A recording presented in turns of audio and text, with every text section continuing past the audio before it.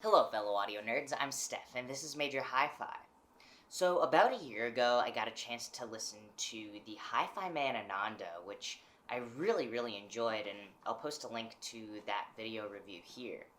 But recently, Hifiman released the Hifiman Ananda BT, a wireless version of the Ananda, and at first I was like, why are they doing this? It doesn't really seem to fit in with what audiophiles are looking for. However, upon a little bit of closer examination, I realized, I've actually listened to some really great sounding wireless technology over the past year and even over the past, few months. So then I became super curious. How does this sound? And how did it perform? Like who would really enjoy this type of headphone? Well, let's take a closer look with this Hifiman Ananda BT review. Oh, hey, Steph here. Before getting started into the review, I just want to say a quick thing. If you like this review and you find it really helpful, please feel free to give it a thumbs up and to subscribe to the channel. We definitely want to try and grow a little bit, so definitely want to hear your feedback as well. So let us know what you think in the comments down below. Alright, thanks. I'll see you in the review. Now, as for the general look, it looks almost identical to the original Ananda. Really, the biggest difference is that if you look at the bottom of the ear cup, you'll find some buttons and ports that aren't on the original Ananda. That said, it's got that same kind of two-tiered kind of headband.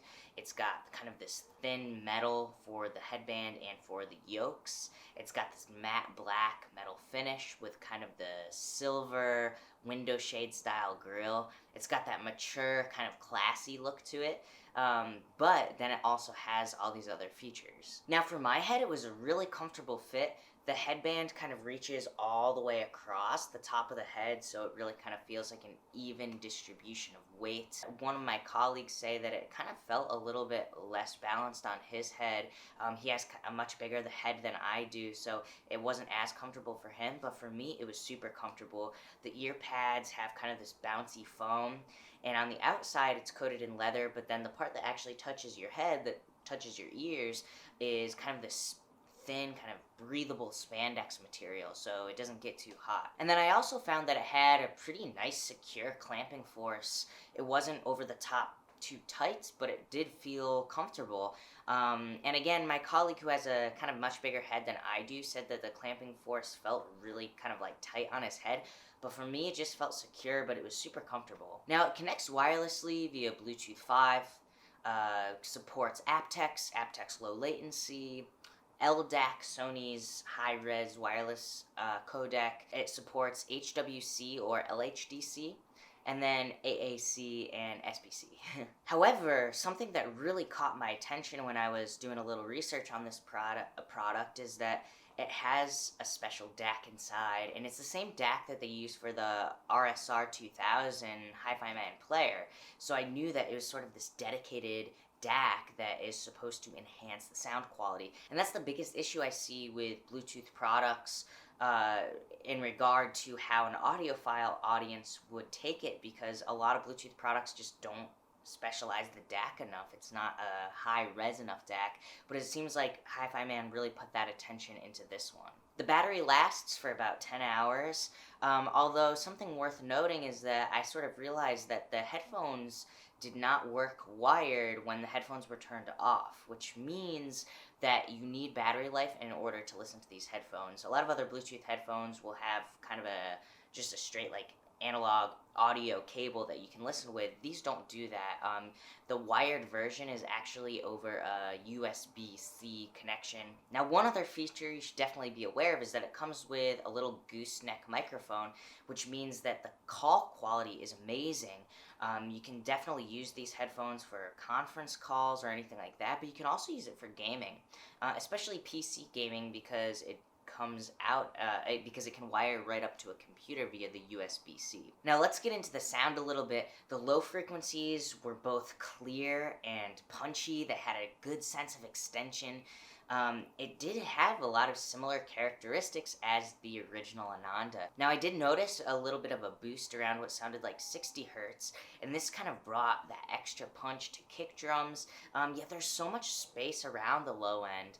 that it really created great separation for kick drums, bass guitars, bass synths, anything else that's sort of like living down there. So for example, when I was listening to the song I'm Callin' by Tennis, the kick and the bass had great separation from each other, yet they really moved a lot of air.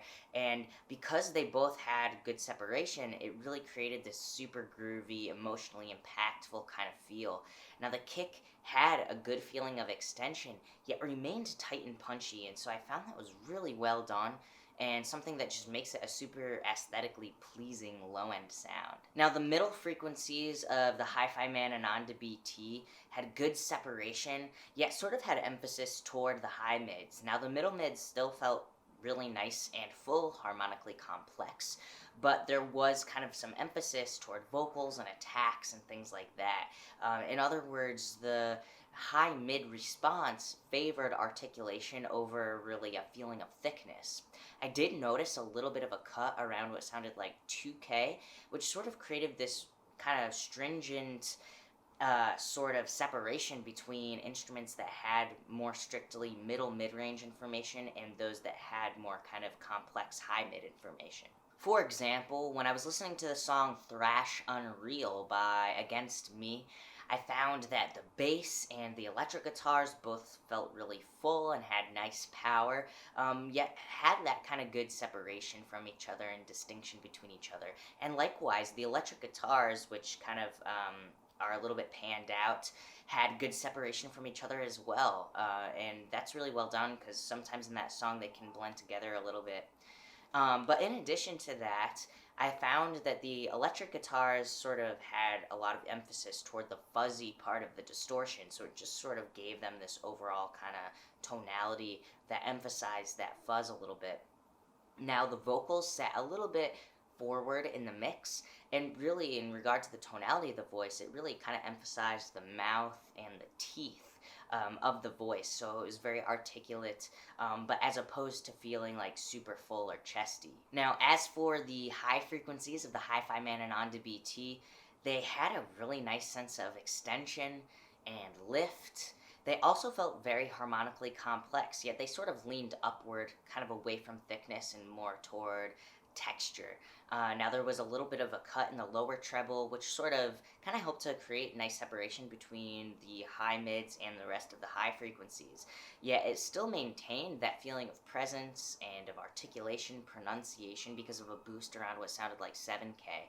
I noticed another boost around what sounded like 9K, which is the thing that really kind of brought the texture forward in the mix and kind of gave it that sense of like grip up there that really just kind of makes it more lifelike.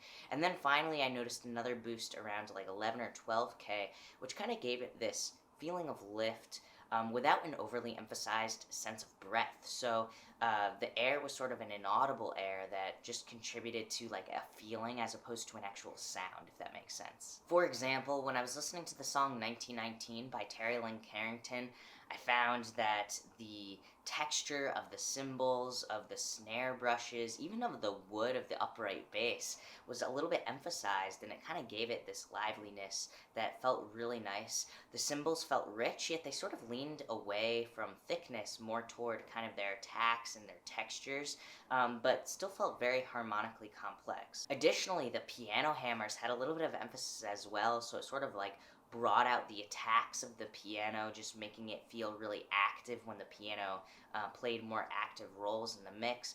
And then overall, just this feeling of kind of lift.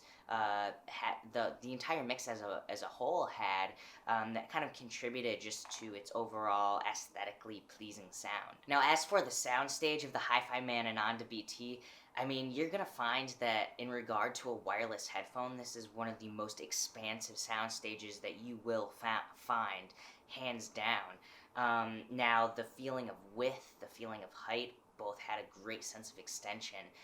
Although I will admit that in comparison to a wired headphone, it did feel a little bit compressed, but I didn't really notice that compression so much until arrangements became very thick. So, for example, I was listening to the song Diamond Heart by Lady Gaga, and at the beginning of the song, it's very sparse arrangements, really like piano, or like keys, Rhodes, and vocals. And there's a lot of space around everything. There's a really nice contrast between the intimacy of the voice and then the farther off sounding Rhodes. But as the song goes on and the arrangement becomes more thick, that's when I started to notice, like, okay, I kind of see a slight amount of kind of the expression being hindered. Yet because of the fact that it's an open back, super fast moving headphone, it really is extremely impressive and did an amazing job of maintaining a soundstage that sounded absolutely beautiful. So it's sort of this interesting mix where, um, you know, I couldn't always tell where the good soundstage was coming from. Is it because it's a clean Bluetooth, or is it because it's a or is it because it's an open back headphone that's planar magnetic and super quick?